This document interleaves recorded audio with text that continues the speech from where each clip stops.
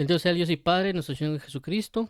Damos las gracias a Él por estar un tiempo más aquí con ustedes. Gracias a Dios nos ha fortalecido y nos ha dado un tiempo más para poder compartir de su bella y misericordiosa palabra. Dios los bendiga a todos ustedes y los forme en la verdad. Eh, gracias a Dios estamos para dar este tema que es una continuidad de lo que hemos venido hablando sobre los tiempos del liceo y la relación con el nuevo pacto. Por esta razón, el tema del día de hoy es el nuevo pacto y el mediador. Esto lo estamos hablando por varias razones que pues, lo vamos a detallar en el video del día de hoy, ya que cuando hablamos del profeta Eliseo o los tiempos del profeta Eliseo, hay una especificación con respecto a la purificación. Y que cuando el mismo Jesús habla acerca de los tiempos del profeta Eliseo, a diferencia de la noción cuando habla de los días del profeta Elías, entonces en los tiempos del profeta Eliseo hay cosas también muy específicas que trata. Entre una de ellas que declara Jesucristo es que Naamán fue limpiado. Y como hay una limpieza, por lo tanto es una purificación. También hablamos de que Eliseo, su nombre es Dios es mi Salvador o Dios es mi salud. Por lo tanto, también en los tiempos de Eliseo se manifiesta la salvación y la sanidad. Y por esa razón se hablan con relación a los tiempos de Timoteo con respecto a las sanidades y purificaciones que especifican tres, ¿verdad? Actualmente la serie de temas que hemos estado brindando va de la primera que se manifiesta. Entonces vamos a orar para dar lugar al tema y que el Señor Jesucristo nos ayude pues a ser vivificados en la verdad. Dios y Padre, venimos delante de ti para que tú nos instruyas, nos corrijas, nos dirijas, nos fortalezcas y que proveas entendimiento para que comprendamos las escrituras. Por favor, háblanos, por favor, llénanos, por favor, instrúyenos y revélanos tu palabra y ayúdanos a ser movidos en la verdad. Por favor, dirígenos y provéenos a vivir revelación como tú la conoces. Que sea atado tu pensamiento altivo y llevado a la cautividad de Cristo en el nombre de Jesús. Te lo agradecemos, amado Dios y Padre, en el nombre de Jesucristo. Amén y amén. Muy bien, entonces como mencionamos, venimos acá en lo que corresponde el nuevo pacto y el mediador. Para dar inicio con este tema, vamos a hablar un poquito del tiempo del profeta Eliseo, que aunque lo mencioné en el inicio, pero también es importante resaltarlo. Y es importante resaltarlo por varias razones. Entre una de ellas ya mencionamos de que Jesús mismo es el que habló acerca de que vendría un tiempo del profeta Eliseo. Cuando Jesús menciona en Lucas capítulo 4, prácticamente inicia toda la trayectoria del mensaje, por así decirlo, comienza en el versículo 6, cuando Jesucristo lee el profeta Isaías, y luego de leerlo y declarar que el Espíritu de él estaba, el Espíritu de Dios estaba sobre él, y mencionar muchos y testificar que Jesús era el Cristo, Jesús claramente dice que no hay profeta sin honra sino en su propia tierra. Y comienza a hablar de que Elías fue enviado a la viuda de Sarepta de Sidón y de que Eliseo fue enviado a Naamán. Pero en ese momento Jesús estaba dando una referencia de que Elías iba a ser enviado a los gentiles y que Eliseo también iba a ser enviado a los gentiles, dando a entender que en este nuevo pacto nosotros tendríamos una manifestación de Elías y de Eliseo, porque Elías vendría a restaurar todas las cosas según lo que Jesús menciona en la transfiguración, luego del suceso de la transfiguración. Por consecuencia, dijo que Elías vendrá y restaurará todas las cosas. Entonces, si habla de restaurar todas las cosas, es antes de que venga la venida de Cristo. Y luego de eso vimos de que basado en lo que hablaban si no estoy mal, el 1 Reyes 18, cuando hacía referencia a Elías con el combate contra los otros profetas y de restaurar el altar, luego de ello se da la transición entre Elías y Eliseo. Entonces Eliseo viene sobre otro tiempo diferente a lo que vivió Elías. Ciertamente él traía una doble unción, pero los sucesos que vivieron cada uno fueron diferentes. Ya hablamos de que Elías tuvo sucesos muy fuertes y muy grandes, como el hecho de hacer o no hacer, hacer o no hacer llover, el hecho del combate con los profetas, inclusive otras comuniones que se ven con Dios, pero no vemos eso del todo con Eliseo, pero Eliseo tiene otras funciones, otros sucesos a remarcar. Entre uno de ellos, que fue el que vimos, es la sanidad de las aguas, en 2 Reyes 2, 19 al 22, cuando claramente le decían a Eliseo de que había unas aguas que estaban malas y que también había una tierra infértil. Y la infertilidad de la tierra se debía a las aguas malas, porque por causa de esas aguas malas no se podía regar o utilizar algún otro tipo de cuestiones sobre la tierra porque las aguas estaban malas. Inclusive si sembraran o hicieran otro tipo de cosas y si colocaran esas aguas, la misma agua podía provocar que no se produjeran las cosas. Entonces las aguas malas estaban generando unas tierras infértiles, aunque la ciudad o el lugar estaban posicionados en un buen lugar. Entonces, mencionamos de que también Eliseo, inclusive aquí lo menciona en la palabra, que Eliseo lo que hizo fue sanar las aguas. Claramente fue Dios a través de Eliseo, y Eliseo hizo prácticamente un acto profético utilizando una vasija nueva, que él mismo lo pide, es decir, él mismo pide una vasija nueva, y a esa vasija nueva que le colocaran sal. Y lo que hizo Eliseo fue regar esas aguas con sal para que fueran purificadas. Y declara a Dios que esas aguas ya no iban a ser más aguas malas, sino que aguas puras o limpias. Entonces Dios sanó las aguas de ese lugar. Por consecuencia, al sanar sus aguas, son sanadas sus tierras. Porque el agua buena provocó una fertilidad. Hablamos relacionado a esto de que nos habla de que recordemos que la Biblia habla que la relación entre aguas y la palabra es una. Es decir, que cuando nos hablan de agua, están hablando de palabra. Pero que esta agua estaba contaminada. La pregunta es por qué se contaminó. Y ya trayéndolo en referencia a nuestra propia vida, ya sea en la iglesia, en términos personales, eso lo hablamos en su momento. Y es porque se contamina el agua porque hay un quebrantamiento de pacto. Lo vimos en su momento, en sus pasajes, de que hablaba de que la tierra fue contaminada por cuanto quebrantaron el pacto. Hay tres cosas, pero entre una de ellas es el quebrantamiento del pacto.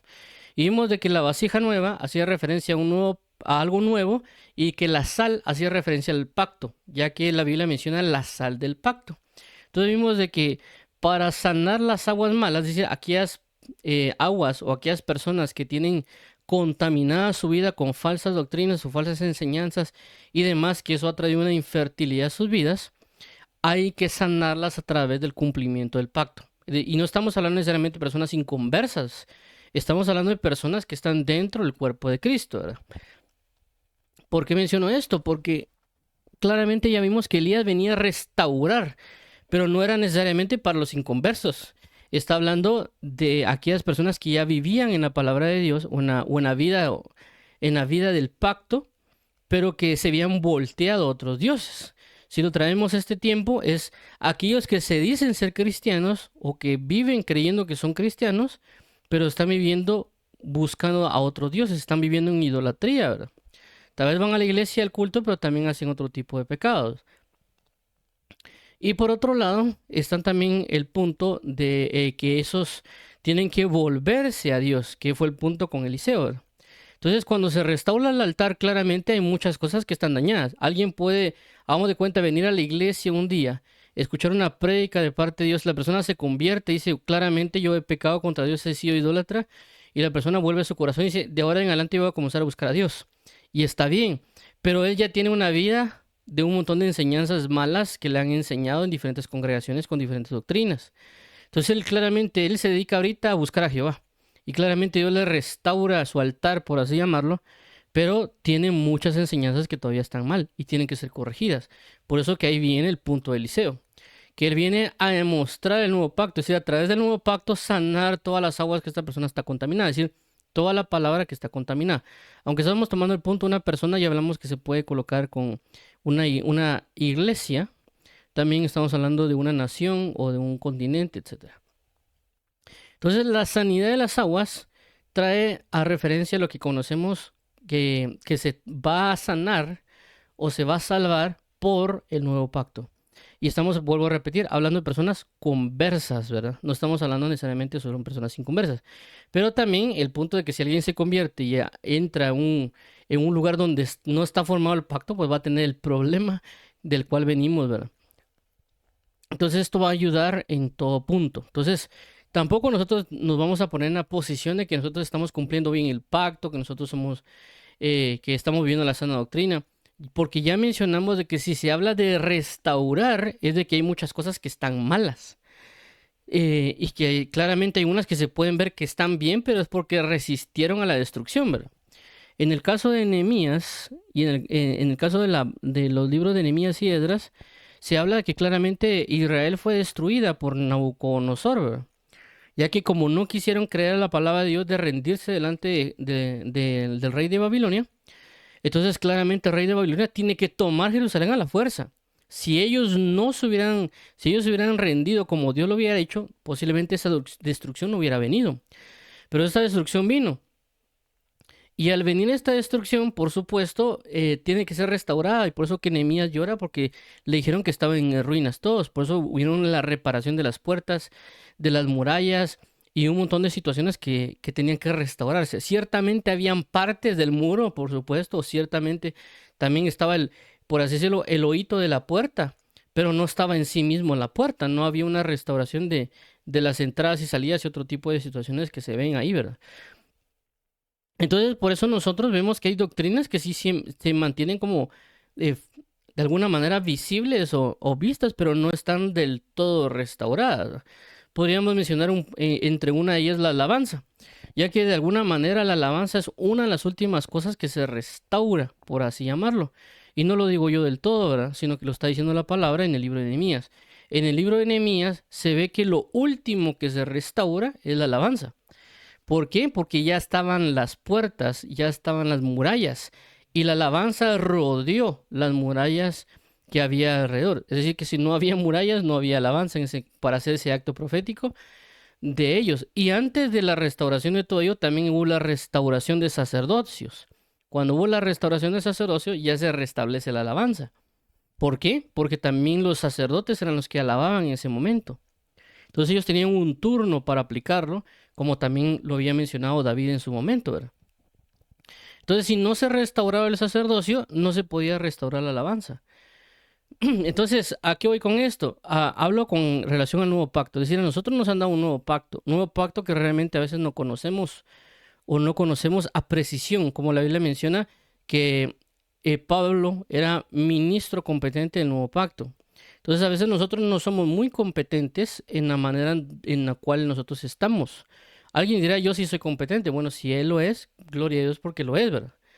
Pero quiero dar a entender esto de la restauración, porque si hablamos de restauración, está hablando de que cosas que no están muy bien y que nosotros debemos considerarla, no solo en las bases, sino también en toda su plenitud, ¿verdad? Ya que cuando nos centramos a ver el libro de Apocalipsis, nos vamos a dar cuenta de que cuando se habla de la nueva Jerusalén que desciende, dice que habían 12 cimientos, sobre esos 12 cimientos que eran los nombres de los apóstoles sobre cada, perdón,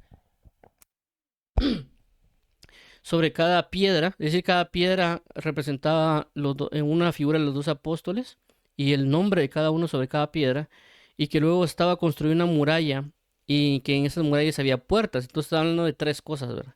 Entonces, los cimientos, las murallas y las puertas. Entonces, ¿qué quiero dar a entender con eso? Que puede ser que alguien dirá, yo tengo un cimiento, y está bien, está el cimiento, pero ¿dónde están las puertas? ¿Dónde está la muralla? Y recordemos de que una de las primeras cosas que se hicieron cuando se restauró todo fue leer la palabra. Si no estoy mal, cuando fue la restauración de la puerta de las aguas. Entonces, ¿a qué quiero dar a entender con esto? Quiero transmitir de que nosotros debemos considerar, meditar un poquito más en las cosas del nuevo pacto, porque puede ser que no estemos ejerciendo bien este nuevo pacto. Y obviamente, pues Dios nos va a ayudar para ello, porque esta aplicación del nuevo pacto nos va a ayudar a nosotros a traer la gloria postrera que claramente Dios nos ha prometido, ¿verdad? Pero también nosotros de alguna manera debemos poner de nuestra parte. Por eso le dijeron a José, esfuérzate y sé valiente. Claramente Dios le iba a dar las naciones, pero si se esforzaba y fuera valiente. Si él no se esforzaba y no iba a ser valiente, pues no le iban a dar lo que le correspondía. También le dijeron a Josué que todo lo que pisara la planta de sus pies iba a ser de él. Lo que le está diciendo Dios a Josué es, movete. Si no te mueves, no te voy a poder dar las cosas. ¿Qué quiere decir eso? De que si Josué se quería quedar instalado por 20 años en un lugar, solo ese lugar le iban a dar. Pero si él comenzaba a moverse, comenzaba a hacer conforme a lo que Dios le había dicho, claramente le iban a dar todos esos lugares. Pero si él no se movía, no le iban a dar nada. por mucho que la promesa ya la tuviera, ¿verdad? Si él no peleaba, no le iban a dar lo que tenía. Entonces, a veces nosotros cuando hablamos de gracia pensamos que no es hacer nada. Inclusive cuando hablan a Timoteo, Timoteo le dice, esfuérzate en la gracia de nuestro Señor Jesús. Entonces menciono esto porque ya esto nos ayuda a entender de que si aplicamos el nuevo pacto, es decir, dejamos de quebrantar el pacto y comenzamos a entregarnos al pacto que Dios ha establecido, que es el nuevo pacto, por supuesto va a venir una sanidad y una restauración en nuestras vidas, ¿verdad? Por lo tanto, vamos a leer estos versículos. Josué 8:8 dice, porque arrepintiéndolos dice, he aquí viene día, dice el Señor, en que estableceré con la casa de Israel y casa de Judá un nuevo pacto. Hebreos 8:13, al decir nuevo pacto, ha dado por viejo el primero, y lo que se da por viejo y se envejece está próximo a desaparecer. Ok, entonces esto es lo que mencionamos del nuevo pacto, es decir, es algo que no nos estamos inventando, sino que está escrito en la palabra, en este caso el libro de Hebreos 8:13. Ahora, hay algo importante resaltar con respecto a Hebreos 8 y 13, ¿verdad? O en sí mismo, perdón, todo el libro de Hebreos. ¿Por qué? Porque el libro de Hebreos realmente trae de alguna manera, una especie de confrontación o reflexión a un pueblo que es judío. Por eso se habla la carta a los hebreos. Es decir, que estos hebreos eran personas que venían bien cimentadas acerca del nuevo pacto. Eran personas que ya traían una formación y por consecuencia esta formación del antiguo pacto, la cátedra, si lo queremos llamar así, o la exposición que genera la persona de Hebreos, está hablando de una audiencia que conoce la escritura, el Antiguo Testamento, pero que ellos necesitan meterse en el nuevo pacto. Y por eso hay una comparación constante en la carta de Hebreos sobre el antiguo pacto y el nuevo pacto. Por eso me hace mención acerca de que es cierto que estaba Moisés antes y que Moisés era siervo fiel en la casa de Dios, pero que habla que ahora en este nuevo pacto tenemos a Jesucristo como hijo fiel en la casa del Señor. Entonces comienza a hacer una comparación, inclusive por eso cuando vemos cómo abren el libro de Hebreos y inician de la siguiente manera. Y dice, habiendo Dios hablado de muchas formas y de muchas maneras por los profetas o los padres, ahora nos habla por medio de Jesucristo, dando a entender de que Jesucristo es mayor a los profetas, dándonos a entender de que Dios ahora nos va a traer la revelación y la palabra por medio de Jesucristo. Entonces, constantemente se hace esa comparación en Hebreos, inclusive él mencionando, el escritor de Hebreos, que Jesucristo es mayor que los ángeles, que Jesucristo es mayor en el sumo sacerdote, porque les está explicando ahora cómo es la situación con el nuevo pacto y quién es el representante, quién es el que guía, el que forma, etcétera, en todos esos ámbitos para encaminarnos en este nuevo pacto, para que la persona no se quede estancada en el antiguo, sino que avance al nuevo. Por lo tanto, por esta razón, las personas de Gálatas tuvieron el conflicto. Es decir, ellos estaban bien cimentados sobre el nuevo pacto, pero vinieron otras personas y que quisieron meter cosas del antiguo pacto en el nuevo. Por eso hubo el problema de que nosotros conocemos como la carta de Gálatas y que por eso vemos que hablan de una carta dura, etcétera, porque el apóstol Pablo no podía creer de que ellos se habían retrocedido del antiguo pacto. Por esta razón, ya hemos mencionado que nosotros tenemos muchos conflictos de muchas maneras con relación al antiguo y al nuevo. Y a veces estamos tal vez haciendo mezclas entre los pactos por no comprenderla. Y por esa razón han salido diferentes tipos de congregaciones por las mezclas de los pactos, por no comprender ciertas cosas y por comenzar a mezclarlas, ¿verdad? Entonces, claramente no solo hay una mezcla con el paganismo, porque hay cuestiones que se mencionan como que la iglesia tiene metido el mundo en ellos, pero también la iglesia a veces ha metido cosas antiguo testamentarias o cuestiones que aplicaban en el antiguo pacto y metiéndolas en el nuevo.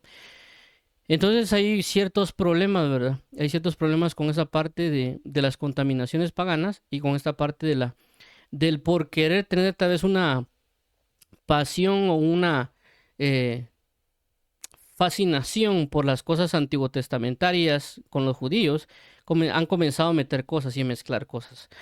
Y por esa razón no significa nosotros que digamos nosotros que estamos impolutos, ¿verdad? Que estamos puros y que nosotros no tenemos ni una mancha, ni una tacha, ni una mezcla, sino que realmente saber de que nosotros no iniciamos sentados a los pies de Jesús a la plenitud, ¿verdad? Nosotros a veces, no, claramente no todos, ¿verdad? A veces tal vez venimos, algunos vienen de otra religión, algunos vienen de tal vez de una doctrina no fundada plenamente en la verdad, y claramente se aprendieron cosas de ellos, y pues cuando ya uno avanza tal vez a otra, lee la Biblia y avanza a otras congregaciones, pues a veces todavía le quedan cositas a uno por ahí, ¿verdad? Ya sea porque nos enseñaron mal y las aplicamos mal, o por simple ignorancia, porque ya hemos mencionado en su momento acerca de los pecados de hierro, los pecados de ignorancia. Es decir, que es un pecado de ignorancia de que no sabemos algo y por no saberlo pecamos, ¿verdad? Pero cuando ya nos enseñan y decimos, mira, es que la Biblia dice esto y esto, y entonces uno entiende que ha pecado. Pero uno pecó en ignorancia, no es necesariamente que uno lo quisiera hacer por maldad, ¿verdad? Por eso también el apóstol Pablo dice, ser niños en la manera de pecar, es decir, un niño es inocente, un niño a veces no sabe que está robando. Es cuando, pues, hagamos de cuenta, un niño va al mercado, a veces tal vez lo que hace es agarrar una manzana y comérsela, pero él no sabe que está robando, ¿verdad? La mamá tal vez se preocupa y tal vez dice, mi hijo no haga eso porque está robando. Y el niño, nada, el niño con la manzana en la boca, ¿verdad? O con alguna fruta o con algún juguete.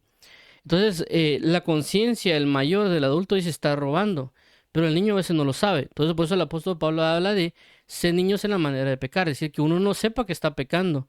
No en el sentido que me voy a hacer como que no peco, sino en el sentido de que uno no sabía que eso era pecado y uno en su inocencia, en otro tipo de cosas, falló.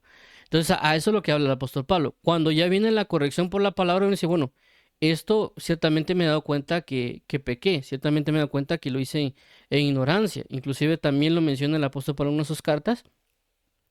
Pero lo que quiero resaltar es de que a veces uno ciertamente peca por ignorancia, por no saber, ¿verdad?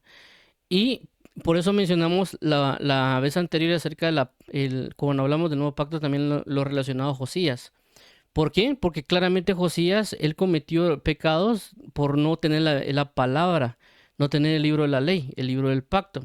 Y por eso él se da cuenta al leerlo que han cometido pecado porque hay cosas que no han hecho que están escritas.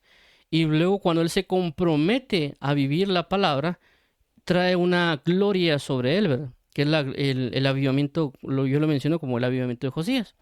Entonces, ¿por qué menciono esto? Porque nosotros, si queremos levantar una gloria, si queremos establecernos o que Dios no, que se exalte el nombre de Cristo, tenemos que cumplir la palabra, tenemos que cumplir el pacto. Y yo sé que ya muchas veces nosotros lo mencionamos, todos mencionan que debemos cumplir la palabra, pero no todos estamos bajo el mismo compromiso.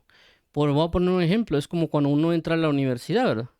La universidad todos dicen quiero graduarme de médico, quiero graduarme de ingeniero, de doctor, pero no todos se comprometen. Cuando yo estuve en la universidad pasaba, ¿verdad? Uno entraba a la universidad y tampoco me va a llevar yo de que sea el muy de educado, pero yo me daba cuenta que a veces cuando uno entraba a veces a la universidad, en las clases de matemáticas o en algunas otras clases, las personas, la maestra enseñando y aquellos, las personas aparte atrás, platicando y viendo qué hacían, si se iban a un, era como un bar que había en la universidad, poniéndose de acuerdo que cuándo iban a ir, ¿verdad?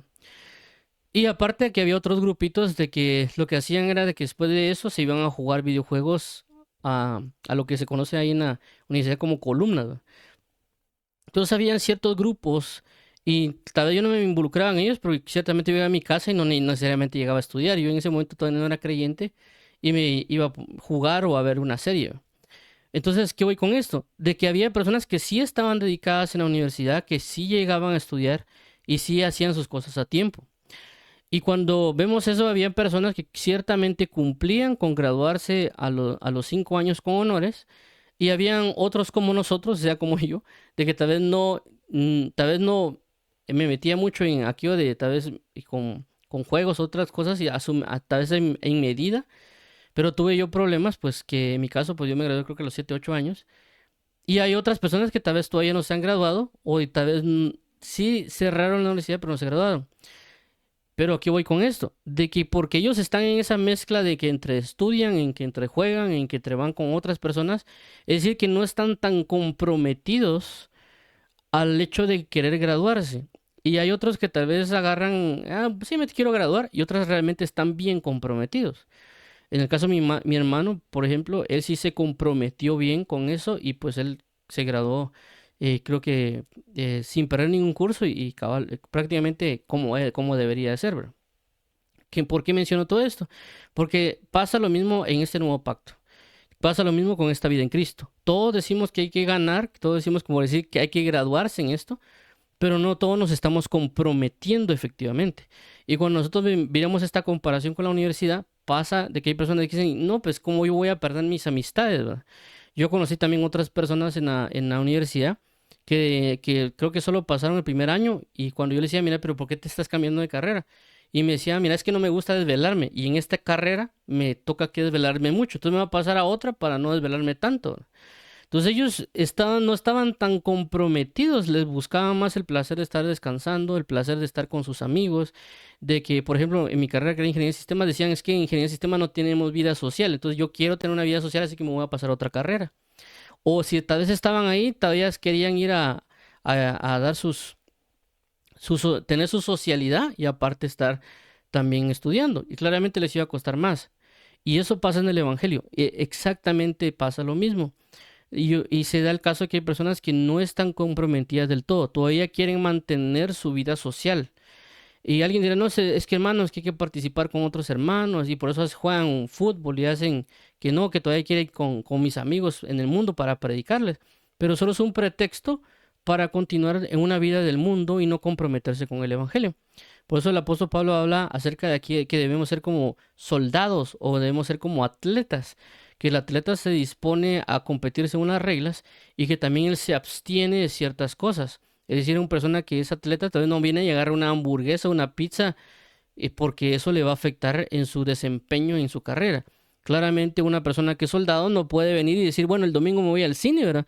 Porque él está sujeto a lo que el teniente o el coronel o la persona que está a cargo le diga, ¿verdad? Y ellos tienen ciertas reglas y ciertas diligencias. Entonces, a lo que quiero resaltar es, ciertamente todos conocemos de alguna manera el nuevo pacto. De cierta manera tenemos una perspectiva, pero no todos estamos comprometidos o no todos estamos 100% conocidos de lo que es el nuevo pacto y por lo tanto fallamos. Y por lo tanto no obtenemos la gloria que queremos. Puede ser que nos frustremos, lloremos y le decimos, Señor, ¿por qué no viene esto? Señor, quisiera esto, etcétera, etcétera. Pero el punto es, no están cumpliendo mi pacto. ¿Quieren una gloria? Cumplan mi pacto. Simple. Entonces, ¿por qué menciono esto? Que hoy, pues, vamos a hablar del mediador. Y todo lo que mencioné es parte para resaltar ello, ¿verdad? Que una de las cosas que tenemos que tener en cuenta con respecto a este nuevo pacto es de que hay un mediador. Y alguien dirá, pues, ¿para qué servirá este mediador? Pues sirve para mucho. Algunos podrían ver este tema como algo ya, eso ya lo sabemos, pero en algunos otros puntos necesitamos aclarar ciertas perspectivas de lo que nosotros tenemos como el mediador, em, porque ciertamente esto está afectando a muchas personas alrededor del mundo de diferentes maneras, pero no se ve a veces tan claro. En algunos casos sí es muy claro y en otros casos no tanto. Pero ¿cuál es el punto del mediador? Esto lo habla 1 Timoteo 2:5. Vamos a leer otros versículos para ver que es algo que la palabra enseña. Dice de la siguiente manera: porque hay un solo Dios y un solo mediador entre Dios y los hombres, Jesucristo hombre. Hebreos 8:6. Pero ahora tanto mejor ministerio es el suyo cuanto es mediador de un mejor pacto, establecido sobre mejores promesas. Hebreos 9:15. Así que por eso es mediador de un nuevo pacto, para que interviniendo muerte para la remisión de las transgresiones que había bajo el primer pacto, los llamados reciban la promesa de la herencia eterna. Hebreos 12:24. A Jesús, el mediador de un nuevo pacto, y a la sangre rociada que habla mejor que la de Abel. Entonces vemos de que para que haya un pacto debe haber un mediador, alguien que esté de intermedio entre ambas partes.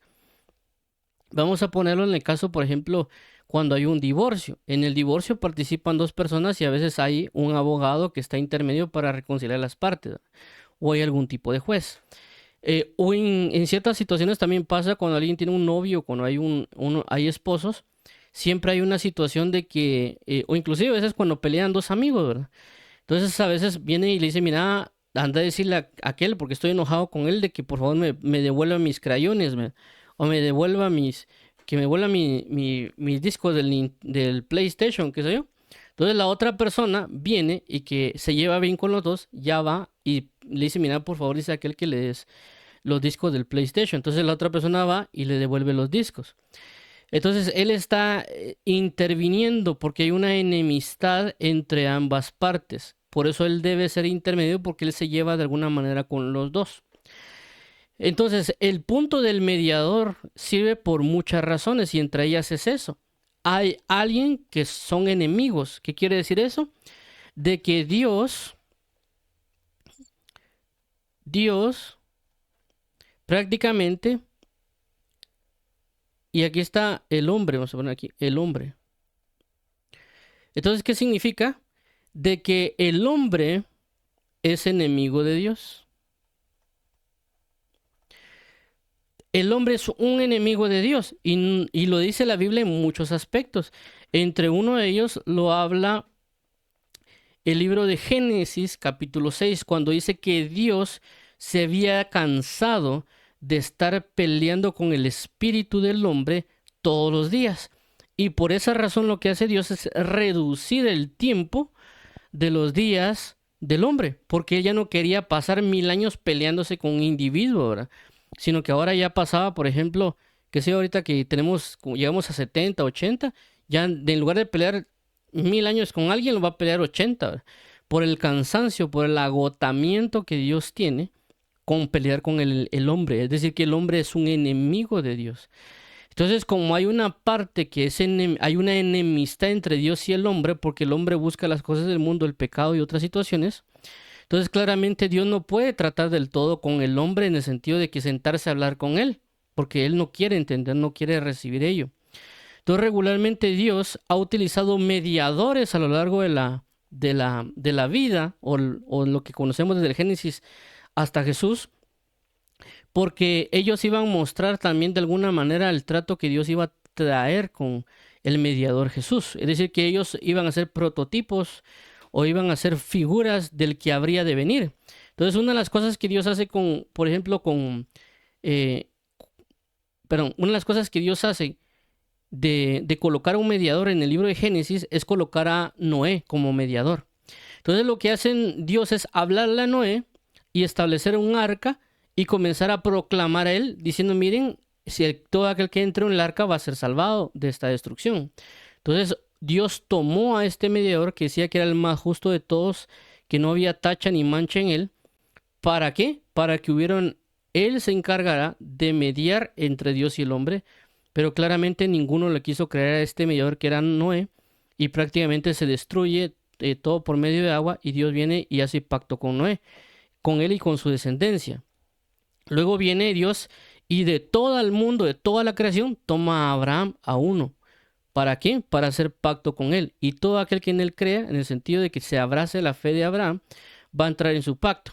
Luego Dios toma a Moisés y Dios hace una relación con Moisés y a él también lo pone de mediador, en el sentido de un intercesor. ¿Por qué? Porque Dios también se conoce, sabe lo que es el hombre.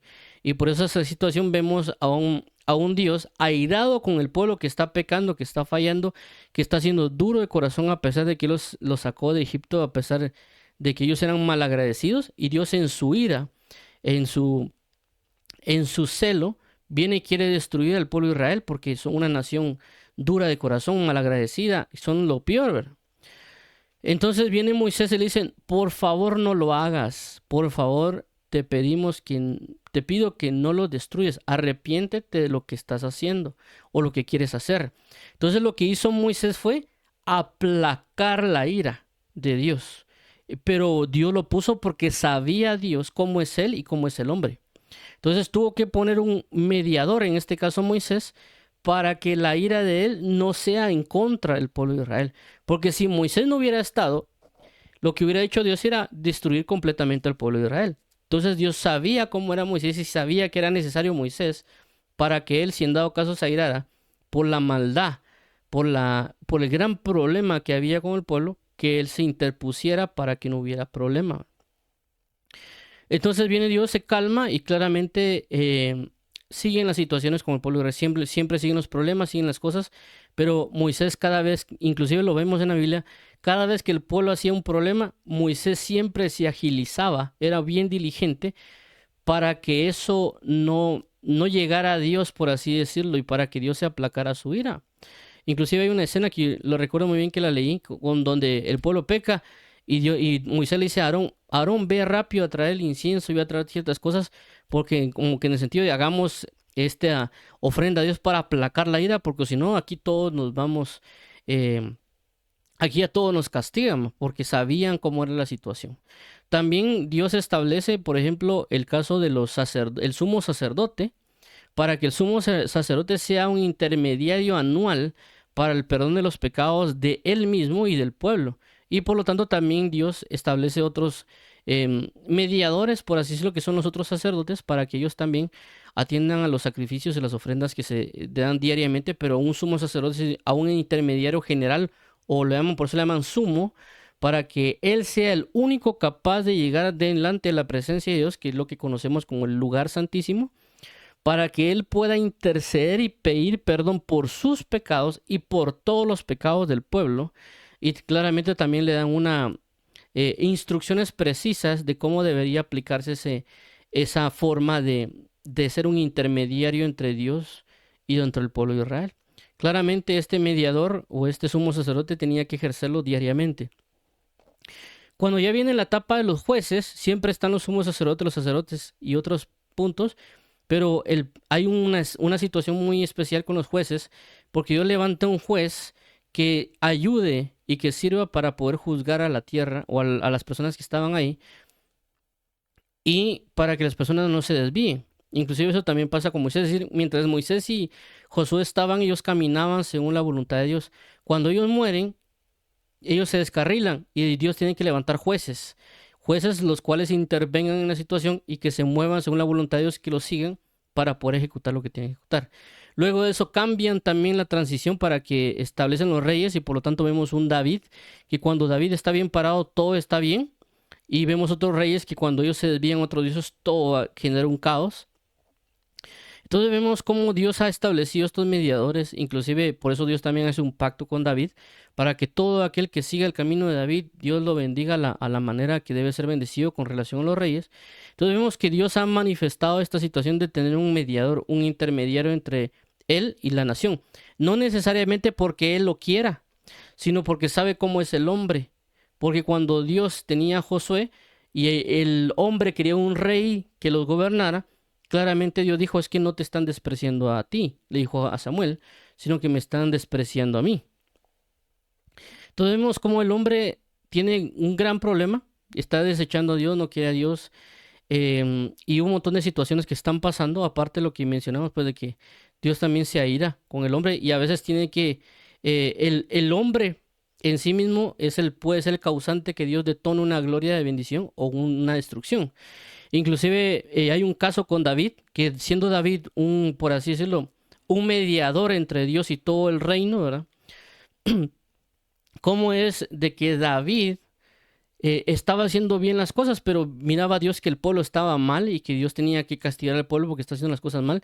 Pero por así decirlo, el que le impedía que Dios destruyera o que ejecutara una situación sobre el pueblo de Israel era David. Entonces, Dios permite que David sea tentado por Satanás y claramente él cae. Y al caer, Dios puede venir y castigar al pueblo. Él puede corregir al pueblo porque ahora el mediador ha pecado, en este caso David. Dios no lo hizo por maldad, sino que el pueblo necesitaba ser juzgado, el pueblo necesitaba ser, por así decirlo, corregido, pero lo único que se podía interponer era David, porque David no había pecado, Dios no había hecho lo malo, entonces Dios tenía misericordia de David. Lastimosamente David peca al contar a todos, porque tampoco significaba que David era impoluto, sino que él se dejó tentar, ¿verdad? Entonces viene Dios y ya pudo castigar al pueblo por causa de David haber caído, pero realmente ya el pueblo estaba haciendo lo malo, ¿verdad? Dios corrige al pueblo, Dios viene y restituye a David en muchas cosas y sigue en la situación. Menciono todo esto porque alguien dirá por qué le está dando tanta vuelta de hablar de Moisés, de hablar de los sacerdotes, de hablar de David, de hablar de los jueces, etcétera. Porque como ya menciono, la Biblia dice que todo es sombra y figura de lo que habría de venir. Es decir, que todo lo que vemos en el antiguo pacto, Moisés, Noé, Abraham, David, los jueces, los reyes, todos ellos son unas especies de mediadores que solo son una figura del que habría de venir, que es Jesucristo, ¿verdad? Inclusive cuando se hace el trato con los sacerdotes, siempre hay una situación de que se presenta un cordero, un carnero o alguna otra manifestación para que Él sirva, de que Él repose, por así decirlo, los pecados sobre Él mientras muere, para que Dios aplaque la ira. Entonces todo esto se refleja en Jesucristo. Inclusive el libro de Efesios lo habla, de que en esta enemistad que hay entre Dios y el hombre constante, porque el hombre constantemente está pecando, el hombre constante peca, tiene en sí mismo su pecado y otra multitud de cosas. Entonces Dios también tiene que ver una solución para resolver esta situación. Es decir, que el principal, y por eso la gente a veces dice, Dios no me quiere, Dios no esto, Dios lo otro, pero es porque no han visto o no hemos visto todo el acontecimiento que viene Dios haciendo, ¿verdad? Todo lo que Dios está haciendo para poder traer una reconciliación con el hombre. Entonces la gente a veces dice que Dios no lo quiere, pero si vemos en la Biblia, Dios siempre ha buscado que el hombre sea restaurado a su gloria primaria. Dios siempre ha buscado una restauración sobre el hombre. Entonces es ilógico que nosotros digamos de que Dios no nos quiere, o que Dios no nos ama, o que Dios esto y lo otro, porque Él constantemente ha estado buscando esa relación con el hombre cuando el hombre se ha hecho un enemigo de Dios. El hombre ha buscado enemistarse con Dios. Dios nunca ha buscado una enemistad con el hombre, más bien Dios ha buscado una reconciliación, que el hombre pueda retornar a la gloria que había perdido. Y por eso señalé el primer punto de Génesis cuando habla de que Dios se había cansado de combatir contra el hombre constantemente. Y podemos ver otras citas en el libro de Isaías cuando también dice Dios, yo ya estoy cansado de ustedes, que me celebren nueva luna y que con sus palabras me digan cosas y con su corazón esté fuera de mí.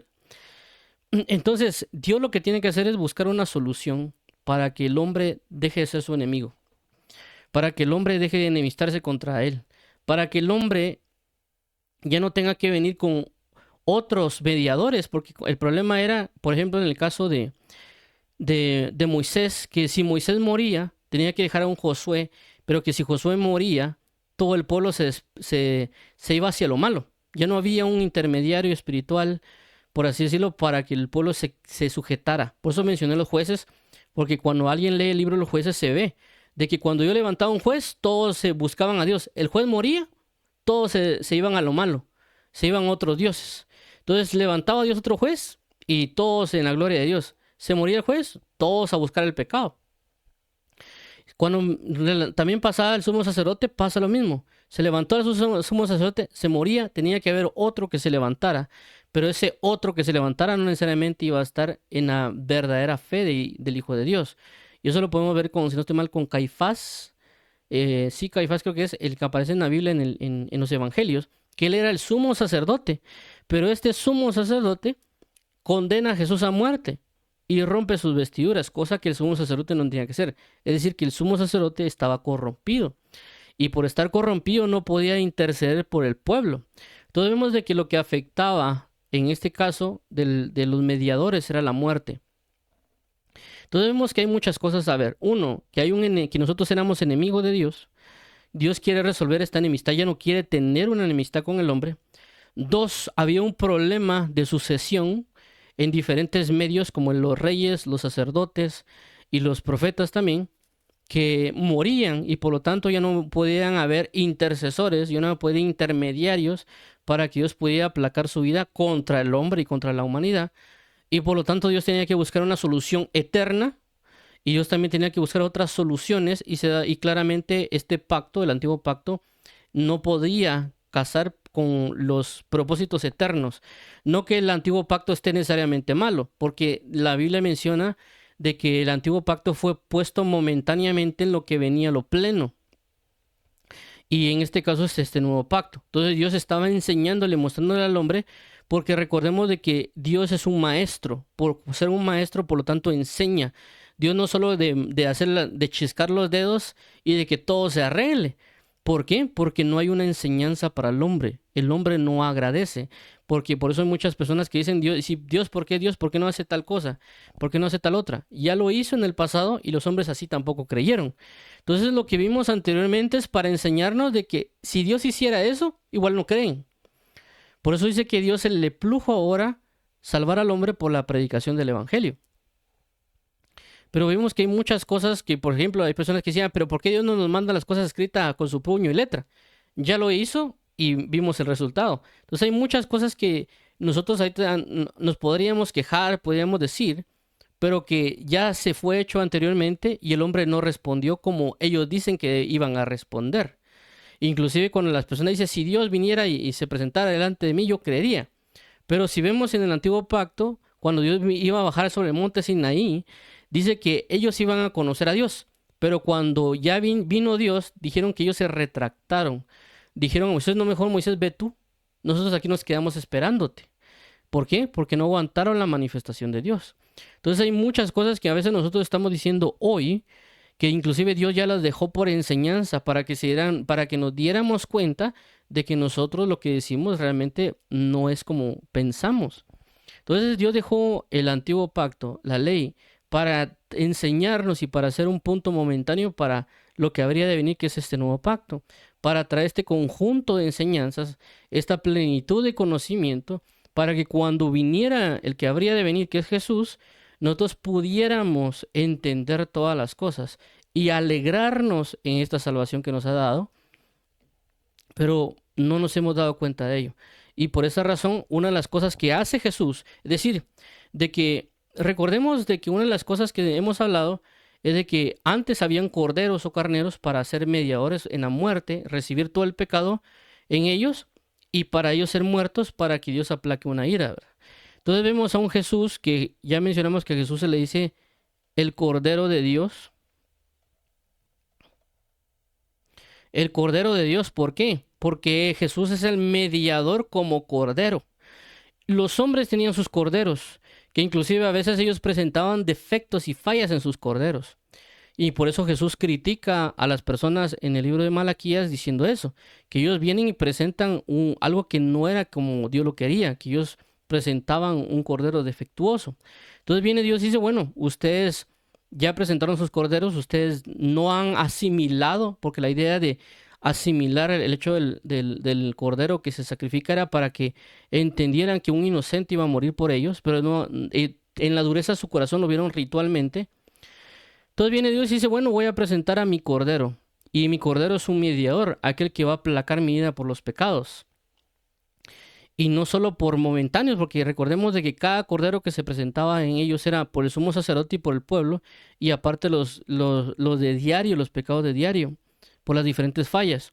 Entonces Dios presenta a su cordero, que este cordero de Dios, que es Jesucristo, va a recibir todos los pecados de toda la humanidad, de tiempo pasado, presente y futuro, en él.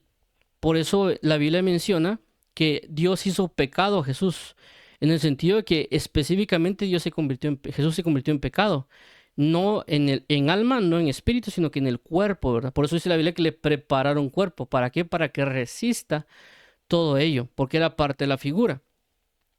Ahora, cuando se presenta Jesús, él se presenta también como un sacerdote. ¿Por qué? Porque él va a entrar a mediar entre este sacrificio. Entonces, cuando Jesús se presenta para ejercer los sacrificios, ese sacrificio que se realiza como él como mediador en el sentido de un cordero, lo que se está ejecutando entre uno y ellos es aplacar la ira de Dios que estaba sobre el hombre. ¿Para qué? Para romper con la enemistad que había en su principio de entre Dios y los hombres.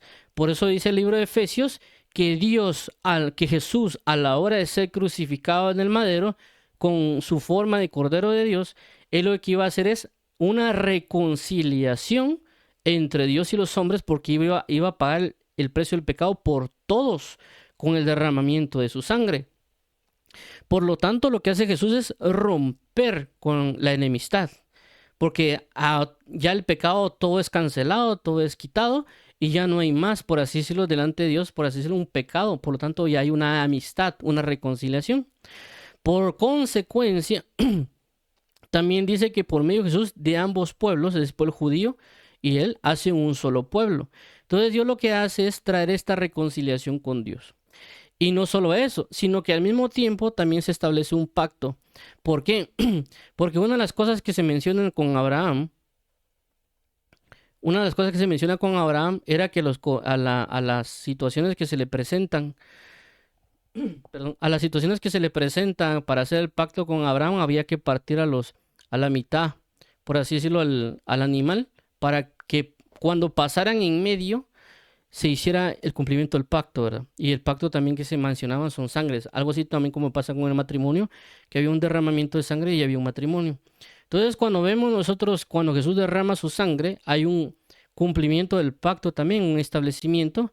Asimismo, cuando vemos que el velo se rompe, cuando el velo se rompe es una figura del pacto que Dios hizo a Abraham cuando había un animal partido y que ya se podía pasar entre ellos para cumplir con el pacto. Ahora, cuando también hablamos de esta situación con los pactos y Jesús hace el intermediario, realmente Dios hace un pacto prácticamente consigo mismo. Nosotros lo que hacemos es añadirnos a este pacto. Pero ahora, así como anteriormente habían mediadores humanos, en este caso estaba Moisés, estaba Abraham, estaba Isaac, estaba David, estaban las demás personas, así mismo también se presenta Jesús como hombre. Es decir, que él ya estableciendo un nuevo pacto, él se presenta como un hombre, personaje vivo, para que él sea el intermediario entre Dios y los hombres. Por eso que aquí en 1 Timoteo 5 dice, y tenemos a Jesucristo, hombre. ¿Cómo qué? Como mediador. Ciertamente vemos la figura como cordero, pero también vemos cómo Jesucristo cumple la función como alguien que está intermedio, algo así como lo que pasó con Moisés. Es decir, que Dios viene y se aira con el pueblo. Moisés se presentó y dijo, Señor, arrepiéntete y ya no hagas este mal que le tienes a ellos. Es decir, ya no generes esta destrucción. Ciertamente la merecen, pero ten misericordia de ellos. Entonces Jesús establece, en este caso, como aquel que intercede por nosotros, así como lo hizo Moisés. Por eso que él dice la palabra que él está intercediendo por nosotros, para que Dios tenga misericordia en nosotros. Porque si fuera, si fuera por Dios y si no estuviera Jesús, pues prácticamente nosotros seríamos destruidos. Y eso no lo digo yo, sino que lo habla, no sé si me estoy mal, el libro de Ezequiel. Cuando Dios habla de 3 juicios que enviaría sobre la tierra, ¿quién estaría de pie y quién no? Entonces vemos a un Jesús como un hombre que ahora se dispone a ser intermediario. Por eso la Biblia nos enseña de que todo aquel que crea en su Hijo Jesucristo le es considerado justicia de Dios. Todo aquel que confía en su Hijo se convierte en hijo de Dios. Por eso es de que la enemistad se rompe. Es decir, una de las soluciones, según lo que yo considero, que Dios vio para que el hombre deje de ser un enemigo, es de que el hombre se convierta en un hijo para ya no ser enemigo y Dios pueda tenerle compasión a este hijo. Entonces, con este pacto, todo aquel que cree en Jesús se convierte en hijo y también así como hijo, para ser convertidos en hijos, tiene que Dios colocar el espíritu de su hijo en la persona. Entonces, ya es el espíritu de Cristo dentro de nosotros, el cual intercede por nosotros, o el cual también cuando Dios nos voltea a ver, ya no nos ve necesariamente a nosotros, sino ve al espíritu de su Hijo en nosotros. Y por lo tanto podemos tener esa relación de padre e hijo. Por eso es la Biblia que podemos clamar Abba Padre, porque tenemos aún, tenemos al espíritu de su Hijo en nosotros. Si no tuviéramos ese espíritu de su Hijo en nosotros, no pudiéramos tener esta relación con Dios. Por eso que a la hora de creer en Jesús, el Espíritu de su Hijo mora en nosotros. Y por eso Él puede tener esta comunión, esta relación entre Padre e Hijo y ya no tener una enemistad. Entonces, tenemos a un Jesús como hombre, tenemos al Espíritu de su Hijo nosotros como mediador de este pacto. Y claramente por eso nos tenemos que abocar a Jesús como el mediador. También vemos cómo Jesús menciona y Dios dice que todo lo que pediremos en oración en su nombre, Él lo hará. Entonces, por eso nos abocamos en el nombre de Jesús para orar al Padre, porque Dios lo estipuló como un mediador, como aquel que está en intermedio de. Y obviamente, como ya lo hemos mencionado en otras reuniones, si uno ora y uno dice, Señor, quiero un Lamborghini, ¿verdad? Entonces, claramente Jesucristo, Dios le voltearía a Dios Padre, mira, tú pides eso. Y el Jesús dijo, yo nunca pediría eso. Entonces, Él no está pidiendo en el nombre de Jesús. Entonces, si uno dice, mira, Señor, yo necesito tal vez que una camioneta para poder llevar a personas porque necesito esto para trabajar, etcétera. Entonces, vemos de que hay un amor involucrado y por lo tanto Jesucristo dijo, yo pediría eso porque está basado en el amor. Y Dios Padre podría cumplirlo porque está claramente el mediador ahí involucrado en la situación de las oraciones y otras cosas. Ahora, hay otras cosas que tratar con respecto a las situaciones del mediador, porque ya mencionamos ahorita el caso de Moisés como aquel que intercede para que no caiga juicio sobre nosotros, porque él se interpuso. Y obviamente Jesús es un ente inmortal, ¿verdad? Un ente eterno. Él no puede morir y por lo tanto no va a pasar como Moisés, de que esa gloria se va a destruir o se va a acabar. Él va a mantenerse porque la gloria que él mantiene es eterna, es pura. Por lo tanto, todo aquel que está en Jesús va a mantenerse en esa gloria pura, ¿verdad? Y obviamente también si hay un fallo, Él va a interceder por nosotros. En otro caso, podríamos ver también el detalle de los sacerdotes, ¿verdad? Cuando la Biblia menciona el antiguo pacto, Dios establece que sobre los sacerdotes, en este caso el sumo sacerdote de la línea de Aarón, sobre ellos iba a recaer el punto del sumo sacerdocio. Por eso que se habla del sacerdocio, del sacerdocio según Aarón, o sobre la línea de Aarón. Pero este sacerdocio, como ya vimos, que tenía cierto defecto, que la persona moría y prácticamente tenía que traer otra persona nueva, que no sabemos si se consagraba o no, y así tendría que venir para poder ejercer las situaciones. Entonces dijo, para que Dios solucionara esta parte, establece a Jesús como sacerdote también, como un sumo sacerdote. Y también recordemos de que solo los sacerdotes también podían entrar hasta cierto punto, hasta cierto lugar, ¿verdad? Todo lo que Dios hace es convertir a Jesús en sumo sacerdote según otra orden, es decir, no sobre la orden de Aarón, sino que sobre la orden de Melquisedec. Es lo que habla en Hebreos 5, em, lo que habla en Hebreos 5 prácticamente el escritor de Hebreos. Entonces, establecen a Jesús como sumo sacerdote, el cual intercede por nosotros. Pero para que también Jesús pudiera ser ese tipo de intermediario como sumo sacerdote, él lo tenían que convertir en hombre. Por eso que hablan también acá, como vuelvo a resaltar, Jesucristo hombre. ¿Por qué convirtieron a Jesucristo hombre? No solo para servir como el Cordero de Dios, para ser inmolado, sino que también para que Él sea, aquí voy a poner Cordero, sino que también para que Él cumpla la función de sumo sacerdote. Ahora alguien dirá, ¿y qué tiene que ver eso? Porque la Biblia menciona de que el sacerdote, como era humano y tenía padecimientos, él porque ya había sentido esos padecimientos, él puede interceder por otra persona, porque él ya ha sentido el dolor o ya ha sentido la frustración o algunas otras cosas, entonces él sabe cómo se siente el otro y por saber cómo se siente, él puede interceder de manera adecuada. Por consecuencia, cuando Jesús se hace hombre y cuando Jesús camina en la tierra, o cuando en este caso pues el verbo se hace carne, una de las cosas que suceden es de que él, dice la palabra, fue tentado en todo. Él supo que eran problemas familiares. Él supo lo que era, tal vez como uno dirían, trabajar de sol a sol. Él sabía cuáles eran las preocupaciones de la vida y un montón de situaciones que Jesús vivió desde su infancia hasta ser mayor. También lo que significa ser rechazado, ¿verdad? Lo que significa ser no aceptado, lo que significa que lo traicionen, que se burlen, que murmuren, todo ese tipo de cosas, él ya las vivió. Inclusive las tentaciones, también fue, le dice la palabra, fue tentado en todo.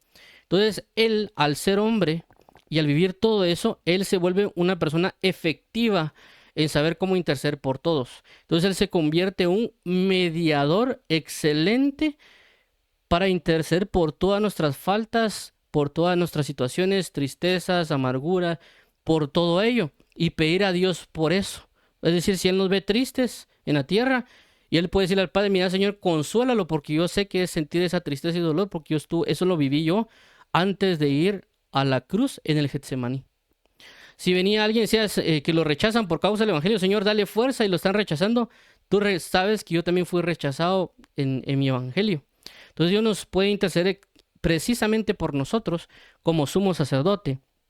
No solo como un Moisés, en el sentido de lo que hablamos, sino también como un sumo sacerdote, como mediador. Pero por eso Dios lo tuvo que volver hombre, para que él tuviera toda esa experiencia y pudiera ser un ministrador efectivo de todas nuestras dolencias y todas las cosas que faltaban.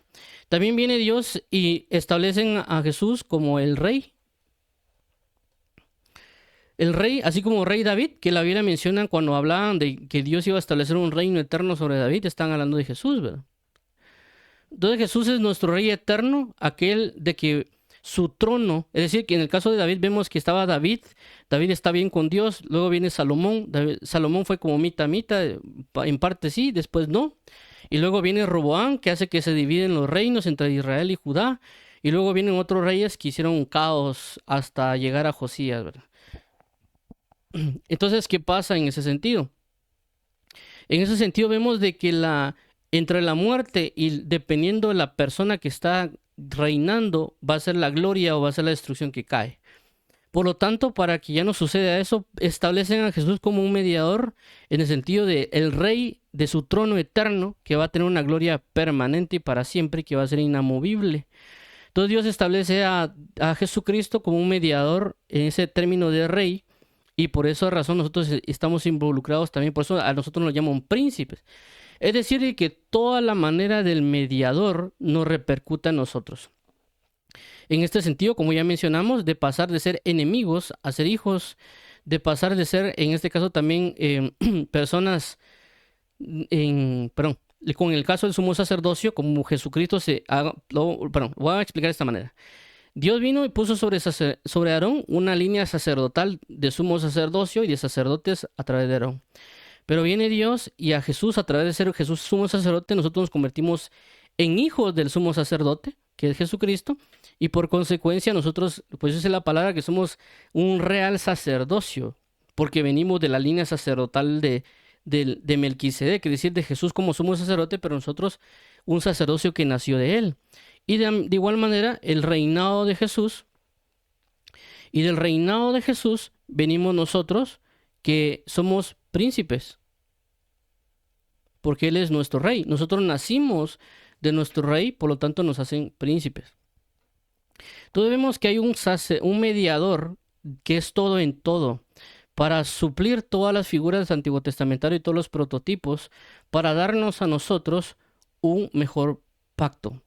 En todo aspecto, inclusive creacional, porque también vemos a un antiguo Adán, o el primer Adán, que pecó, y por cuanto él pecó vino toda la decadencia del pecado y la muerte. Pero ahora tenemos un postrer Adán, que al estar bajo la cobertura de él, estar bajo la genética espiritual de este postrer Adán, que es Jesucristo, ahora nosotros tenemos esta naturaleza de nueva criatura por causa de este mediador, que nosotros somos engendrados en el Espíritu. Entonces vemos que tenemos a un gran mediador de este pacto, aquel que se sujeta al mismo Dios, porque dice que Él se sujetará, y que nos está dando todo este nuevo pacto. Por consecuencia, el enfoque de glorificar al mediador del pacto, que es Jesús, a la reconciliación, es Jesucristo. Y menciono esto porque no hay que darle lugar a otros mediadores. En este caso hay personas que han puesto como mediadora a María. Y dicen de que por eso le oran a María, porque María es la que intercede, que es hija, es madre de Jesús, es madre de Dios, perdón. Entonces, eso está erróneo, porque en ninguna parte de la Biblia se ha dejado de manera tan clara de que el mediador sea María. Se ha dejado de una forma clara que el mediador es Jesús. No hay otra forma, inclusive en las figuras que muestran la Biblia, la mayoría se muestran en forma de varón, del que habría de venir. Por eso que Moisés dijo, oigan un profeta que será más grande que yo, haciendo referencia a Jesús. Cuando Jesús dijo, Dios le dijo a Abraham que sobre su simiente, no dice la palabra que no hablaba de muchas, sino de una, que era Jesucristo. Cuando también hablaban de David, sobre el trono eterno de David, hablaban, y sobre la raíz de Isaí, hablaban acerca de Jesús. Es decir, que todos los mediadores que apuntan a un varón llamado Jesucristo. No hablan acerca de una mediadora o una mujer en sus diferentes sombras y figuras, o en su especificación clara como mediador o mediadora, únicamente a Jesús. Inclusive si hay otros otras personas que le rinden culto a mediadores como ángeles que han venido a dar otra ley, otra estructura, otro libro, eso también está descartado porque Dios no anuncia que vendría otro ángel que iba a servir como mediador para otorgarnos una ley.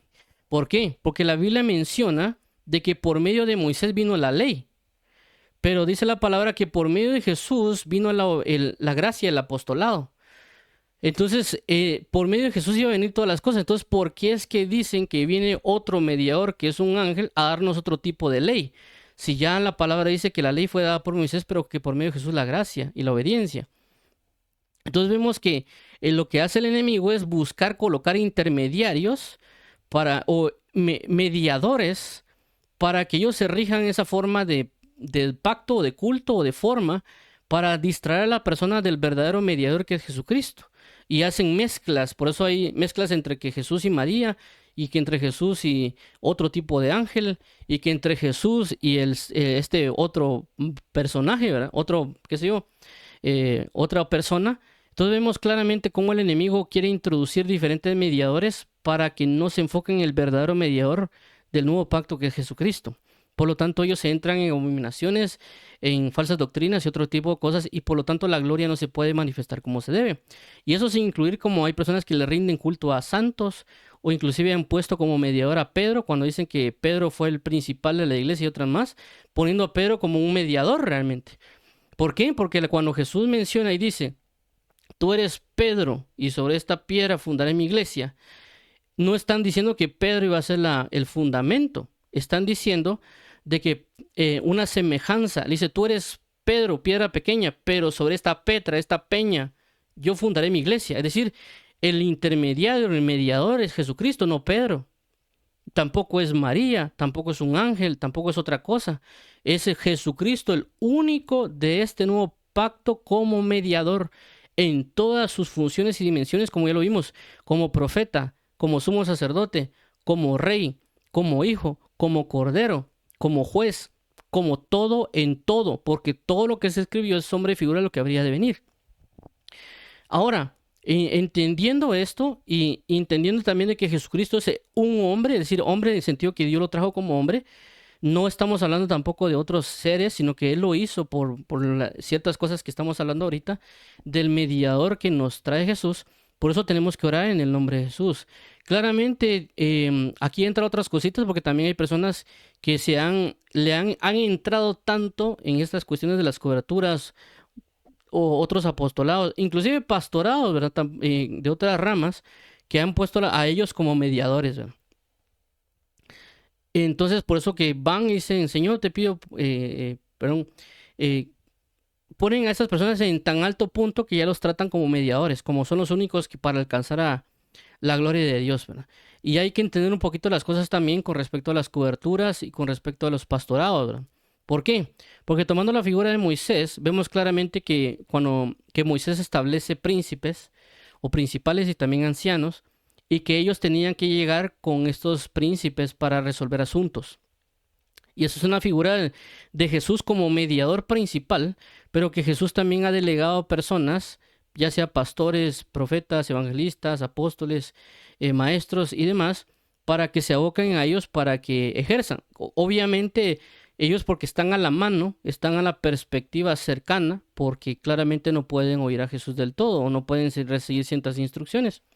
Entonces Dios los ha puesto a ellos como personas que se encarguen de la gracia de Dios, pero siempre ellos para indicar hacia dónde tienen que ir, que es Jesucristo, ¿verdad? Es decir, si alguien pide un consejo, realmente le va a decir, mira, busque la palabra, uno le da ciertas guías, pero realmente es para que se enfoquen en Jesucristo, ¿verdad? Lastimosamente hay personas que ya han ensalzado a desmedida a otros pastores, otras personas que ya los han entronizado como verdaderos mediadores y que solo por medio de ellos se puede llegar a Dios. Y ese es el error que se están otorgando ahora. Porque hay personas que dicen, por ejemplo, es que si lo dice tal pastor es porque así es. Como que él fuera lo principal, ¿verdad? Y realmente no es así. Esa persona se puede equivocar lastimosamente. Entonces, Jesús es el único que no se puede equivocar en absolutamente nada y no debemos entregarle a las personas la verdad porque ellos no la tienen. Nosotros como personas nos podemos equivocar en diferentes maneras y no necesariamente nos tienen que decir que nosotros somos infalibles, porque la única infalibilidad está en la palabra. Nosotros fallamos, lastimosamente fallamos y cometimos errores. A veces, en mi caso, a veces me pongo medio tartamudo, pero lo que quiero resaltar es de que enfoquemos todo nuestro corazón a entender de que Jesucristo es el intermediario, el único sobre el cual hay salvación, el único sobre el cual podemos hacer una alianza. Por eso dice la palabra de cuando hablan también nuevo pacto, hablan de la nueva alianza, es decir, que nos vamos a aliar a Jesucristo. Entonces, si nosotros venimos y declaramos de que Jesucristo es la única salvación, estamos diciendo que Jesucristo es el único sobre el cual se puede hacer una alianza. Jesucristo es el único sobre el cual se puede hacer un pacto para salvación. Por eso que aquí ninguna religión salva. Ninguna religión o institución es un mediador. Ninguno, ni siquiera la iglesia. El único intermediario se llama Jesucristo. No es que la iglesia X o la iglesia Y sea una iglesia que salve. No es porque alguien sea bautista va a ser salvo, no porque alguien sea católico va a ser salvo, porque alguien sea protestante, presbiteriano, pentecostal, neopentecostal va a ser salvo, porque ellos no son intermediarios. El único intermediario se llama Jesús, el único. Si una persona se convierte en algún lugar creyendo de todo su corazón en Jesucristo, va a ser salvo independientemente de la institución porque creyó en Jesús. Jesús lo puede sacar de ahí porque puede usarlo como medio para restaurarlo.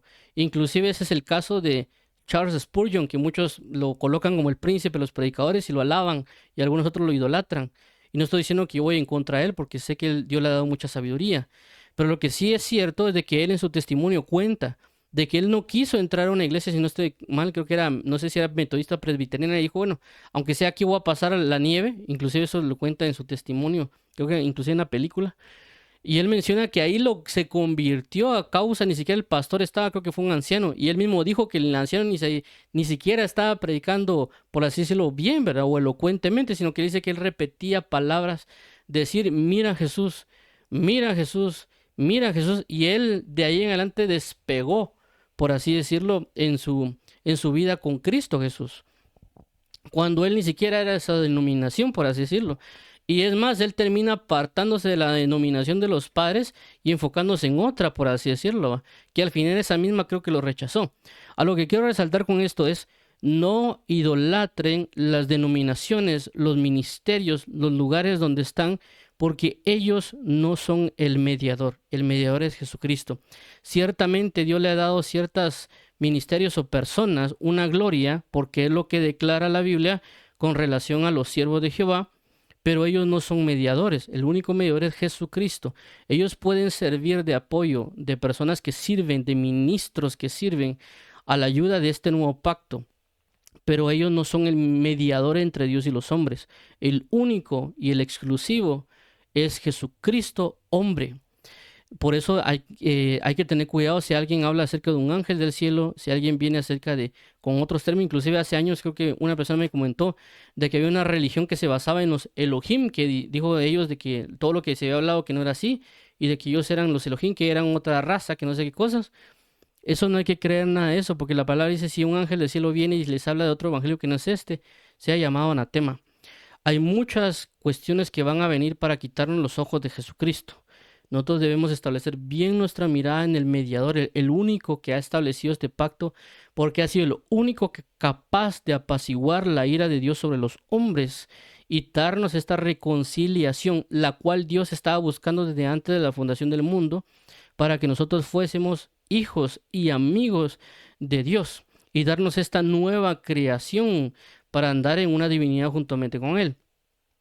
Por eso que hay que respetarlo, hay que respaldarlo, hay que anunciar que este pacto se trata de Jesucristo. Este pacto, esta alianza se trata únicamente de Él y sobre Él hay que predicar, sobre la forma que Él vivió, sobre la forma que Él anduvo, porque Él nos está enseñando la forma de andar en su pacto. Entonces nosotros no tenemos que estar exaltando personas, no tenemos que estar exaltando o metiendo otras personas como mediadores, porque el único sobre todas las cosas es Jesucristo. Entonces, y por eso espero que tal vez de alguna manera haya quedado claras las diferentes figuras que hablamos del sumo sacerdocio, el reinado, el servicio, también, inclusive las otras cuestiones que también pues se pueden aclarar. Ustedes también podrían tener una mayor perspectiva si leen el libro de Hebreos. En el libro de Hebreos es el libro que mayor habla de ello, ¿verdad? Por lo mismo que ya mencionamos que le habla un grupo de hebreos que está haciéndoles resaltar que inclusive Jesús es mayor que un ángel. ¿Por qué hablo que Jesús es mayor que un ángel? Porque mencionamos que, o bueno, perdón, se menciona en la Biblia cómo Dios utilizaba a los ángeles como mensajeros para que ellos llevaran ciertos mensajes, para que ellos llevaran ciertas enseñanzas. Por ejemplo, en el caso como la Biblia menciona acerca de la ley y otros mensajeros que se han dado. Y se menciona también esto porque vemos de que Jesucristo es mayor que un ángel en el sentido que Él es el mayor respaldo que se tiene para dar un mensaje, inclusive mayor que cualquier ángel, mayor que cualquier profeta. Él es el establecido, por eso también bajo la creencia judía, ellos respetaban mucho a los ángeles bajo esa manera, ¿verdad? Por eso se habla que los fariseos, había una discusión entre fariseos y saduceos porque los saduceos no creían que habían ángeles y los fariseos sí. Por eso cuando hablan acerca de Pablo, cuando Pablo va a contar su testimonio, dice, callen todos, porque puede ser que un espíritu, un ángel le haya hablado. Entonces ellos tenían de alguna manera una reverencia sobre los ángeles, de revelaciones o sobre testimonios, otras cosas, y por eso el escritor de Hebreos les dice, hay alguien que es mayor que un ángel, que es Jesucristo. En el sentido que hay alguien que tiene un mensaje más certero, que tiene un mensaje mayor, que tiene un mensaje que es mucho mayor que cualquier profeta, que cualquier entidad espiritual, que es Jesucristo. Sobre él confíen, es lo que está diciendo, ¿verdad? Entonces, nosotros debemos enfocarnos en nuestro mediador que sea Jesús. Si tenemos a alguien más, o lo hemos establecido en nuestro corazón, que alguien dirá, no, es que el apóstol, o que el pastor tal, o que el ministro X, que él no hay nadie como él, quítelo de su corazón de la idolatría que tiene y establezca ahí a Jesucristo. Alguien dirá, no, es que yo a Jesús. Puede ser que lo tenga, puede ser que no. Puede ser que haya puesto a alguien más dentro de su corazón. Con esto no estamos hablando que sea malo pedir intercesión, ¿verdad? Porque la Biblia menciona y el mismo apóstol Pablo pide que intercedan por él, pero obviamente las intercesiones se van hacia Jesús, ¿verdad? En el sentido de que el apóstol Pablo dice, miren hermanos, oren por mí. Eso es porque ellos van a decir, Señor, te pedimos porque tú veles por la vida del apóstol Pablo, por ejemplo. O el apóstol Pablo cuando intercede por otra persona, Señor, te pido para que esta persona sea restaurada. Estamos hablando que independientemente de eso, esas van hacia Jesús. Inclusive si alguien viene y me pide un consejo, obviamente yo voy a agarrar la palabra de Dios y le voy a pedir sabiduría al Espíritu Santo porque fue dejado por Jesús para que Él me guíe a toda verdad y yo pueda instruir a la persona para que cuando yo le hable, el nombre de Jesús sea glorificado y no mi nombre, ¿verdad? Entonces, por esa razón es ese punto. Este ejemplo también lo podemos ver en el libro en el libro de los Reyes, cuando se habla con Eliseo.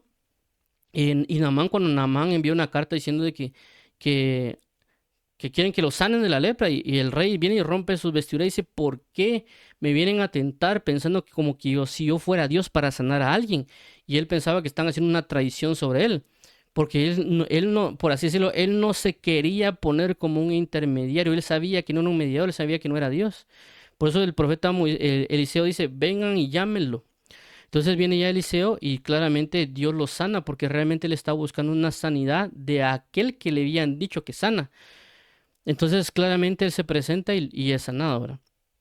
Entonces nosotros no tenemos que tener cuidado, que la gloria no la tenemos que recibir nosotros, inclusive en este caso de Naamán, a él le querían dar los regalos, ¿verdad? A Eliseo le querían dar cosas, le querían dar dinero y un montón de cuestiones, pero él sabía que él no era el mediador, él sabía que él no era aquel que debería recibir la gloria, porque era una gloria, una honra que tenía. Entonces, el recibirlo él, decirme, es como decir yo soy el mediador, ¿verdad? Pero realmente le decía, no, no, no, porque la gloria es para Dios. Entonces, cuando viene el siervo y quiere agarrarse eso, se quería agarrar la gloria, se quería agarrar la honra que le correspondería al mediador, que en este caso lo vamos a mencionar como Jesucristo. Entonces, nosotros debemos centrarnos en Jesús, debemos proclamar a Jesús, debemos cimentarnos en Jesús, debemos que anunciar a Jesús en toda su plenitud, declarando que Él es el único que puede hacer una reconciliación entre Dios y los hombres. Nada más puede hacer una reconciliación con Dios y los hombres, sino únicamente en el creer en Jesús. Por eso que es mal en la interpretación a veces que se da que la iglesia, que nosotros a través de buenas obras vamos a tener una entrada al cielo, o que a través de unas buenas obras vamos a tener una reconciliación con Dios, porque decir eso es anular prácticamente la comunión con Dios, lo que Jesús hizo en la cruz, diciendo que valen más mis obras que su sacrificio en la cruz, ¿verdad? Eso es, no deberíamos considerarlo. Por eso que todo lo que está en Cristo Jesús, creer en Él, es la única cosa que nos hará salvos y que nos permitirá un apego o una comunión con Dios Padre. ¿Esto significa que no hay que hacer obras? No. Lo que significa de que si las obras que hacemos las tenemos que hacer bajo la perspectiva de la fe en Cristo Jesús. Por cuanto Jesús se bautizó, yo me bautizo, ¿verdad? Por cuando Jesús oró, yo oro. Por cuanto Jesús vivió para agarrar al Padre, yo debo agarrar al Padre. Decir la fe por obras, si la fe sin obras es muerta. Primero va la fe, luego las obras. Por eso dice la Biblia, puesto los ojos en Jesús, el autor y consumador de la fe. Es decir, que si enfocamos toda nuestra vida en seguir a Jesús, estamos siguiendo el verdadero pacto. ¿Por qué? Porque nos estamos sometiendo y sumergiendo en aquel que cumplió las cosas rectamente delante de Dios. Pero ya mencionamos, como lo mencionamos en el principio, bajo el compromiso verdadero de hacerlo. Por eso es la palabra, todo aquel que quiera venir en pos de mí, tome su cruz y sígame. Entonces, si queremos realmente considerar y ver realmente el nuevo pacto, debemos tomar la cruz y seguir a Jesús. Entonces, vamos a orar. Yo sé que hay muchas cosas que tratar con respecto al nuevo pacto. Si Dios nos lo permite, vamos a continuar viendo ciertos aspectos del nuevo pacto. En este caso, hoy nos centramos en el mediador de este nuevo pacto, que es Jesucristo, y las diferentes situaciones que pasan. Y pues ahora tenemos un mediador eterno, ¿verdad? Eterno en intercesiones, en la plenitud de gloria como el reinado y otras cuestiones que vimos el día de hoy. Entonces, Dios los bendiga. Vamos a orar para finalizar, pidiéndole a Dios que nos comprometamos y que también que reconozcamos que el único mediador es Él. María no es mediadora, ciertos ángeles no son mediadores, no hay otros libros que nos acerquen a Dios. El único que nos puede acercar es su palabra, y el único que nos puede acercar es, menciono su palabra porque la palabra es Jesucristo. Y también otros mediadores quitarlos, no santos, no nadie más. El único es Jesucristo, porque la palabra nos ha enseñado. Y está explícito, está escrito de manera clara, no por figura. Si Dios hubiera querido que otra persona fuera mediadora, que María fuera mediadora, lo hubiera dejado explícito como lo dejó en Timoteo. Si hubiese querido que un ángel fuera el mediador, lo hubiera dejado explícito, pero no lo ha dejado explícito. Más bien ha puesto cosas para evitar que nosotros tomemos a ángeles o autoridades o a María o a Pedro o a alguna otra persona más como mediador. El único mediador es Jesús. Así que vamos a orar para que Dios destruya cualquier mediador que nosotros hemos tomado y que nos cimente y que nos guíe hacia el mediador que es Jesús. Dios y Padre, nuestro Señor Jesucristo, venimos delante de ti para que tú nos guíes hacia Jesús, para aceptar a Jesús como único mediador, como único intercesor, como único reconciliador entre ti y nosotros. Que nuestras obras no pueden reconciliarnos contigo. El único que puede reconciliarnos contigo es creer en Jesucristo, porque Él ya pagó en la cruz por ello. Ya derramó hasta la última gota de sangre por el perdón de nuestros pecados. Así que debemos agradecerle, inclinarnos ante Él. Ayúdanos a saber, Padre, que María no es intercesora, que ningún otro ángel es intercesor, que ninguna otra persona física o viva, ya sea Mahoma o cualquier otro tipo de personaje, no es intercesor, no es mediador, no es conciliador, no es reconciliador. El único se llama Jesucristo. Así que te pedimos, Padre, inclusive en Lutero tampoco fue mediador, el mediador de este nuevo pacto, ni algún otro como Calvino o John Wesley. Nadie de ellos, únicamente tú eres mediador, Jesucristo. Solo sobre ti está el estandarte de la salvación. Así que por favor, Padre, abre nuestros ojos, dirígenos para entender que únicamente Jesucristo es el mediador de esta nueva alianza, Señor Jesucristo. Te pedimos, Padre, en el nombre de Jesús, destruye a todo falso mediador que nosotros nos han enseñado, que nosotros hemos levantado. Así que te agradecemos por tu gran amor y cariño, Padre. Por favor, guíanos para caminar bajo la dirección de este mediador y agradecerle porque Él es el que está intercediendo por nosotros, para que tu ira no descienda o castigo o juicio no descienda sobre nosotros a causa de la multitud de nuestros pecados. Te agradecemos, amado bendito Padre, por tu gran y eterna fidelidad. A ti sea la gloria, la honra, el honor, el poder y dominio por los siglos de los siglos. Amén y amén. Vamos a orar también para aquellas personas que quieran aceptar a Jesús como Señor y Salvador, es decir, que quieran aceptar a Jesús como mediador de esta nueva alianza, de nuestro nuevo pacto, y que sepan que tienen un lugar seguro en Él y que no es por obras, sino es por su eterna y fiel salvación. Dios y Padre, venimos delante de ti para que tú te ensalces sobre todos los pueblos. Te agradecemos, Padre, porque tú nos has traído a Jesús, nos has presentado a Jesús como mediador, como Salvador, y que solo delante de Él tenemos la gran y grata bendición. Ayúdanos a reconocer a Jesús como Señor y Salvador y declaramos hoy que Él es nuestro Señor y Salvador y que tú lo has resucitado entre los muertos. También declaramos, Padre, que solo en ti, en Jesucristo, tenemos la salvación, que solo en Jesucristo tenemos la reconciliación contigo y por causa de Él ahora somos hijos y nueva criatura. Así que te damos las gracias, amado Padre, por ser nuestro Dios y por Jesús ser nuestro pastor, nuestro mediador. Te pedimos, Padre, que podamos ser bautizados en agua, podamos ser bautizados en el Espíritu Santo y podamos participar de la Santa Cena. Te damos las gracias, Jesús, por el pago de los pecados y te pedimos que restaure nuestra vida y familia en toda área, en el nombre maravilloso de tu Hijo Jesucristo. Amén. Amén. Dios los bendiga a todos. Dios los guarde y nos movimos primeramente mañana a las 8 de la mañana. Paz y gozo a sus corazones.